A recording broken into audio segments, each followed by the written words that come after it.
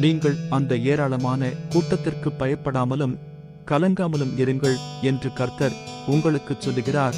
இந்த யுத்தம் உங்களுடையதல்ல, தேவனுடையது. நாளாகமம் 2வது புத்தகம் 20வது அதிகாரம் 15வது வசனம்.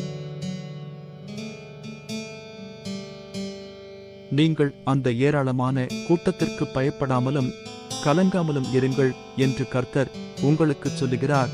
இந்த யுத்தம் உங்களுடையதல்ல, தேவனுடையது.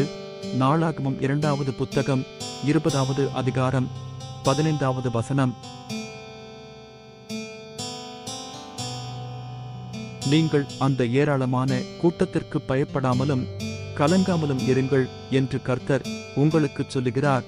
இந்த யுத்தம் உங்களுடையதல்ல, தேவனுடையது. நாளாகமம் 2வது புத்தகம் 20வது அதிகாரம் 15வது வசனம்.